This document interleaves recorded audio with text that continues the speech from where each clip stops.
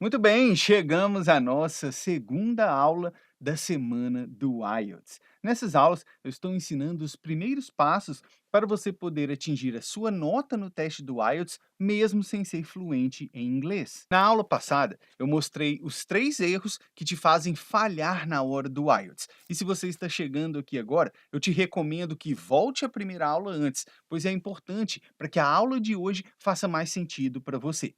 Mas se já assistiu à primeira aula, então podemos seguir para a aula de hoje. Nesta aula aqui, eu vou lhe mostrar o jeito mais fácil de conseguir a nota no teste, mesmo que você não seja fluente ou que esteja começando a se preparar agora. Caso pareça muito difícil para você chegar nisso, atingir a nota no teste do IELTS, dê uma olhada neste caso aqui. Quanto mais mock test ou vai fazendo as coisas e tudo mais, você vai vendo que existem padrões, existem técnicas. É esse que é o ponto. Cada parte existe uma técnica. E a partir do momento que você tem conhecimento delas, é muito mais fácil de você navegar na prova como um todo. Reforçando o que a Mal falou, a prova, eu falava isso para a Marcele direto, muito mais do que testar o inglês, eles querem ver se você está atento, porque tem coisa que Não faz sentido. você via claramente que não é tipo se a pessoa entende de inglês. Para mim é um teste se a pessoa sabe fazer o teste. Antes de mostrar a forma mais fácil de atingir a nota no IELTS, porque iremos adentrar, aprofundar um pouco mais na parte técnica, deixa eu só relembrar o que foi visto na aula 1. Lá, eu te mostrei os 3 erros que te fazem falhar. Eu mesmo cometi os 3 quando comecei a estudar para o meu teste do IELTS, e se você já assistiu à aula, eu acredito que você também tenha percebido que cometia os 3 também sem saber. Vamos então começar a falar do jeito mais fácil de atingir e conquistar a nota no teste do IELTS. Bom, para explicar como fazer isso, eu preciso te contar uma história que vai te fazer entender isso melhor e de uma maneira mais profunda. É uma história bem antiga, mas exemplifica muito bem o que eu quero dizer. Essa história foi escrita por um filósofo chamado Platão. Talvez você até já tenha ouvido falar sobre ela, mas eu a contarei aqui com as minhas palavras. A história é assim: havia umas pessoas que viviam numa caverna e elas nunca tinham visto o lado de fora, porque estavam acorrentadas a uma parede e não tinham como sair. Como elas estavam acorrentadas, tudo o que elas podiam ver eram as sombras do que passava do lado de fora da caverna. Essa era a realidade delas. Um dia, uma dessas pessoas conseguiu se libertar e sair da caverna, finalmente enxergando o que eram todas aquelas formas que antes via deformadas na parede da caverna. Ao tentar voltar e libertar seus companheiros, falando das maravilhas que vira lá fora, essa única pessoa era tida como louca, pois nada daquilo que ela estava relatando era visto por aqueles que estavam acorrentados lá dentro. Essa história é o famoso mito da caverna, de Platão, e serve muito bem para ilustrar que a realidade que vivemos determina os limites do que pensamos. Significa que aquilo que as pessoas acorrentadas viam era a realidade?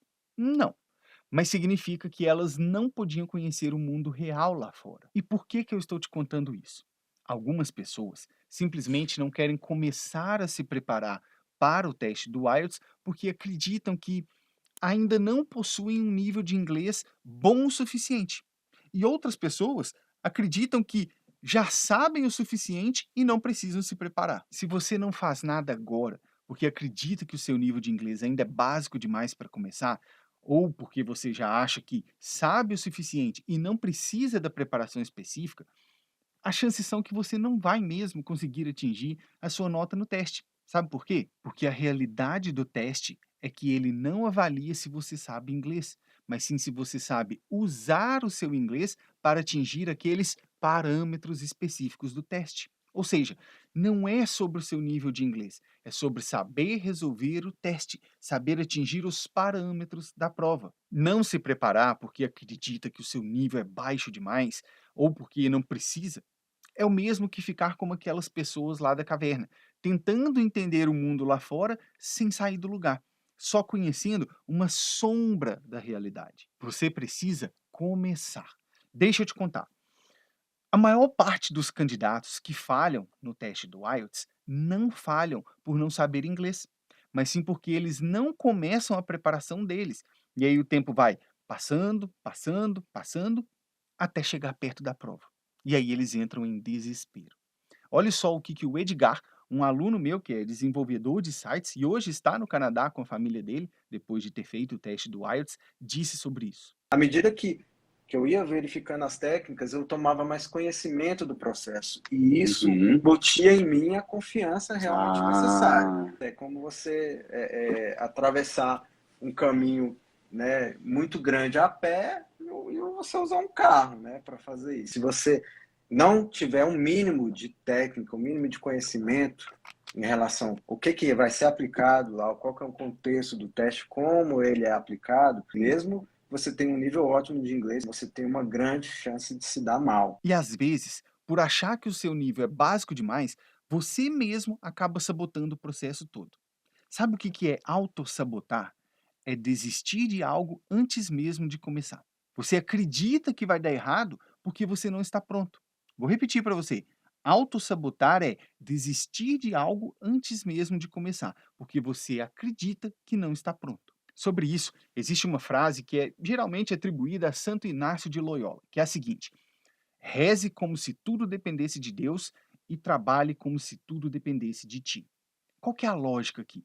Você pode ter o melhor objetivo do mundo, a imigração, os estudos ou o trabalho em um outro país, mas sem ação concreta, isso vira apenas um desejo. Não sei se você sabe, mas Santo Inácio de Loyola foi o fundador da Companhia de Jesus, os jesuítas, lá no século XVI. E os seus ensinamentos envolviam exatamente a disciplina, o método, a ordem e a ação concreta. Tudo isso se traduz aqui na preparação do teste do IELTS também.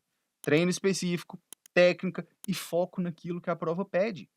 Começar é o ato que transforma sua intenção em resultado. E já que eu falei de um santo, permita-me falar de mais um, pois ele tem uma ideia que me faz refletir bastante quando eu paro e penso nos alunos que precisam do teste do IELTS, mas não sabem por onde começar. A ideia é de São Bernardo de Claraval, um santo do século XII, e é resumida numa frase apenas em latim: non progredi est regredi, ou seja, não progredir é retroceder. Não existe ficar neutro. A ideia, que é duríssima, é no dia em que você para de crescer, começa a decair. O que ele quis dizer com isso? O ponto aqui não é ficar perfeito rápido, mas sim não ficar parado. Porque quem adia alguma ação importante não fica neutro, fica mais longe do objetivo. E no IELTS, isso é ainda mais forte, porque o tempo de preparação não some, ele só é empurrado para frente. É como eu já havia dito antes, lá na aula anterior. Às vezes, nós não sabemos o impacto de não tomar uma decisão simplesmente porque não conseguimos ver. Só quando agimos e depois chegamos lá na frente é que percebemos como poderia ter sido desde o início. Por isso que eu vou lhe falar a forma mais fácil que eu conheço de atingir a nota no teste do IELTS. E a verdade é que é muito mais fácil do que você imagina. Inclusive, eu aconselho até anotar isso, porque vai trazer muito mais clareza e consciência dos seus passos no processo. Para conseguir atingir a nota no IELTS, é preciso focar em duas áreas, dois pilares que necessitam de atenção. O primeiro é o conhecimento das 4 skills da prova, as 4 habilidades. O listening, que é a sua habilidade de entender o que você está ouvindo, o reading, que é a sua habilidade de entender o que você está lendo, o writing, que é a sua habilidade de produzir conteúdo na maneira, na forma escrita, e o speaking, que é a sua habilidade de produzir conteúdo na maneira falada. É preciso conhecer as 4 habilidades. E isso eu até acredito que você já saiba. O que talvez fique fora da sua percepção é que é preciso ter o conhecimento de todas as 4 skills, as 4 habilidades, e não apenas de uma que você acha que é bom. É o balanceamento das 4 habilidades. E aqui, quando eu digo balanceamento, eu não quero com isso dizer que é preciso ter um nível de inglês fluente nelas, porque eu já te disse que não é necessário. Isso não é necessário para você poder atingir sua nota. Não mesmo. Obviamente, você não pode chegar lá na hora da prova sem saber nada de inglês, pois afinal é uma prova em inglês. Mas o que eu quero dizer é que, independentemente do seu nível de inglês, você deve ter clareza do que fazer com exatidão em cada skill durante o teste, e que o seu nível de entendimento nelas deve estar equilibrado. porque o desbalanceamento entre as habilidades te traz confusão do que fazer na hora da prova. É muito comum, por exemplo, ver pessoas que sabem o que fazer em uma habilidade ou em duas, mas não dedicam a saber o que fazer nas outras habilidades e simplesmente falham na hora do teste porque se perdem. Não é incomum ver pessoas que tiram notas até altas no teste, mas acabam tirando uma nota baixa em apenas uma habilidade. E aí tem que repetir o teste todo de novo. Talvez isso já tenha até acontecido com você mesmo. O seu conhecimento das 4 habilidades deve ser o mais equilibrado possível, porque quando estão alinhadas, você tem uma clareza muito maior do que fazer durante o teste. E como fazer esse balanceamento? É aqui que muitos se perdem. É importante fazer o balanceamento das habilidades por meio do que eu chamo de exposição guiada ao idioma. A exposição guiada ao idioma é uma forma correta e eficaz de equilibrar o nível do seu inglês nas habilidades. Mais importante do que ter um nível avançado de inglês é ter ele equilibrado e bem ajustado, pois é isso que vai lhe fazer ter clareza do que deve ser feito na hora do teste. Não basta apenas sair lendo quaisquer livros que você encontrar apenas por ler, ou então ficar ouvindo músicas em inglês. Isso não irá melhorar o seu nível de inglês. Veja bem, esse pilar faz parte do primeiro momento da preparação, que é o chegar ao nível da nota. Para exemplificar, digamos que um candidato esteja no nível intermediário, consideremos o nível B1, e queira atingir uma nota 6.0 em cada habilidade da prova. Essa nota corresponde ao nível B2 no idioma. Agora entenda isto. Uma pessoa que está no nível B1 do idioma já possui aproximadamente umas 350 horas de estudo, de exposição ao idioma, enquanto que o nível B2 precisa de 600 horas. Ou seja, é necessário preencher aquela diferença de aproximadamente 250 horas, e chegar no nível da nota para então começar a segunda parte do treinamento. A maneira pela qual nós preenchemos essas diferenças dentro do meu método é a exposição guiada. A exposição guiada, então, é o conjunto de técnicas que permite evoluir o nível no idioma usando de maneira funcional. E aqui existe uma verdade básica, tá? Essas diferenças nunca podem ser puladas. Não há truque, não há atalho, não há macete para isso. Simplesmente porque isso é um imperativo do aprendizado. E quanto mais se posterga essa parte, mais atrasado ficará o resultado na prova. Veja bem, às vezes ouço pessoas dizerem: "Ah, eu vou começar daqui uma semana", ou "Vou começar daqui um mês". Só que elas se esquecem de que, ao fazer isso, o tempo de preparação, ou melhor dizendo, aquela diferença de nível, ainda precisará ser trabalhada. Então, ao julgar essa etapa para frente, elas estão, na verdade, apertando ainda mais o tempo que terão para se preparar. Entende? E depois, como eu disse, não há uma mágica que faça isso. Então, não é melhor já começar desde cedo a fazer isso com calma e tempo? Para exemplificar com uma imagem, formar uma imagem na sua cabeça, eu quero usar aqui uma frase de um pensador, Friedrich Nietzsche. Embora ele fosse um ateu, ele disse uma frase que nós podemos aproveitar aqui sem problemas. Afinal, como Santo Tomás de Aquino nos ensina, omne verum a quocunque dicatur a Spiritu Santo est. Ou seja, toda verdade, dita por quem quer que seja, vem do Espírito Santo. Então, serve aqui para nós. A frase de Nietzsche é: morrer de sede no mar é terrível. Por que a vez então de salgar a própria água a ponto de não poder mais bebê-la? Como você sabe, a água do mar, a água salgada, não pode ser bebida. Mas o que ele está falando aqui é da pessoa que vai tornando a própria água salgada, até o ponto de não conseguir mais beber. Ou seja, traduzindo para o nosso contexto, a pessoa vai se enredando em ações erradas, criando obstáculos artificiais e acaba tornando o objetivo impraticável. E depois ainda quer culpar os outros quando, na verdade, ela mesma causou o seu infortúnio. A exposição guiada permite que você faça essa etapa de maneira eficiente e natural.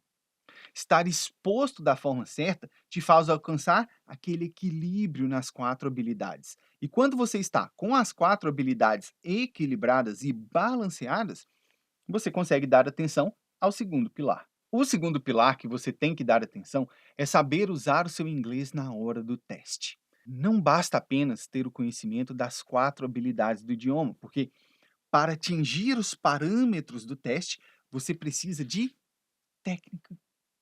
O que são parâmetros, né? Eles são características e critérios específicos que o examinador espera do candidato. Muitos vão para o teste achando que apenas saber inglês será necessário para conseguir dominar a prova e acabam se decepcionando porque não conseguiram sequer resolver a prova direito ou terminá-la no tempo, muito menos atingir a nota que queriam. Isso acontece porque, para atingir os parâmetros do teste, é preciso algo objetivo: técnicas. Olha só o que o Mark, um aluno meu, disse sobre as notas que ele tirava em simulados antes de aplicar as técnicas. No começo eu ficava muito frustrado com as notas, porque, cara, eu falo há 3 todo anos, dia. o que está acontecendo? Porque é totalmente diferente. Você tem técnicas para a prova, não é o que você sempre diz. Não é só falar, não é só responder. Quando você aprende um grupo de técnicas que podem ser usadas para responder qualquer questão, você não fica à mercê da sorte. Você sabe o que fazer e como fazer. Olha só, eu vou te dar um exemplo do que eu estou falando. Colocarei aqui uma típica questão do teste do speaking. E eu ainda vou colocá-la em português mesmo, só para você ver que isso não depende do inglês, mas sim de técnica, mesmo em português. Veja esta questão. Descreva um famoso que você gostaria de conhecer.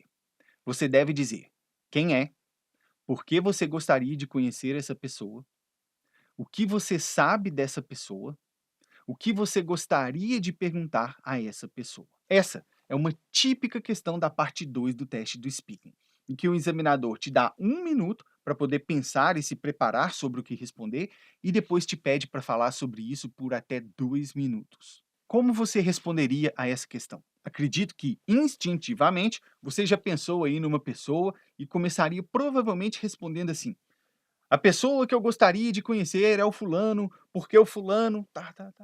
Parece óbvio, né? Mas adivinhe só. Isso é um tipo de resposta que é das mais básicas que existem e que não corresponde a todos os parâmetros que o seu examinador espera ver, além de causar um outro problema gravíssimo. Quando se começa a responder de maneira tão abrupta, tão direta, perde-se a oportunidade de construir uma resposta elaborada e mais longa. E como eu disse antes, é preciso falar por até 2 minutos nessa parte. Tente adivinhar o que acontece se você parar antes do tempo. Sua nota não será tão alta quanto você quer. Só de você começar a responder assim, já perderia a oportunidade de aumentar a sua nota no teste, porque já foi direto ao ponto, foi objetivo demais, perdendo a oportunidade de explorar o início da questão, de forma que o seu examinador te dê uma nota maior. E existe técnica para isso. Nesse caso específico, uma das técnicas que existem e que é dedicada para esse momento da prova é a Context Technique, ou técnica do contexto. Ela te permite, antes mesmo de chegar no ponto da questão, demonstrar que você consegue criar um raciocínio muito mais complexo sobre aquilo. Além disso, ela resolve o seu problema de não ter mais assunto e parar de falar antes do tempo acabar. O que acontece muito, mesmo com as pessoas que já têm um bom nível de inglês, porque elas acham difícil falar por 2 minutos sem parar. Sem a aplicação dessa técnica, fica muito difícil atingir a nota desejada no seu teste do IELTS. E eu irei explicar na próxima aula como é que se aplica essa técnica, detalhe por detalhe, na prática. Como conseguir mostrar ao examinador que você é um candidato diferenciado, que você tem algo a mais para oferecer, antes mesmo de entrar na sua resposta. O maior benefício de saber todas as técnicas é que você sabe exatamente o que e como fazer durante a prova, sem ficar dependendo da sorte. Sei que nesse ponto, algumas pessoas podem estar interessadas em uma solução mais completa e aprofundada para atingir a nota no teste do IELTS. E se esse é o seu caso, eu tenho sim uma solução. Essa solução é o Ultimate IELTS Coaching, que é o meu programa de treinamento para o IELTS. E sim, eu irei abrir inscrições para ele. Mas eu falarei mais sobre ele na próxima aula. Por enquanto, eu não quero falar disso. Por enquanto, eu quero é revisar com você o que a gente viu nesta aula aqui. Nesta aula, você aprendeu que o jeito mais fácil para atingir a nota no IELTS, mesmo sem ser fluente, é dominar 2 pilares. O primeiro é conhecer as partes do teste, porque o importante é ser bom em todas as habilidades, de forma balanceada e equilibrada, e não apenas em uma habilidade que você seja melhor. O segundo pilar é saber as técnicas da prova, para que você não acabe apresentando uma resposta fora do que o examinador quer receber. E eu até disse que na próxima aula eu irei mostrar como aplicar uma das técnicas mais importantes no teste inteiro, a Context Technique. Se você ainda não conhece o meu perfil do Instagram, eu gostaria de te convidar para me seguir por lá, porque lá é onde você pode me acompanhar diariamente, bem próximo comigo, e também conhecer o meu canal do YouTube com mais aulas sobre a preparação do teste do IELTS. A gente se vê na nossa próxima aula.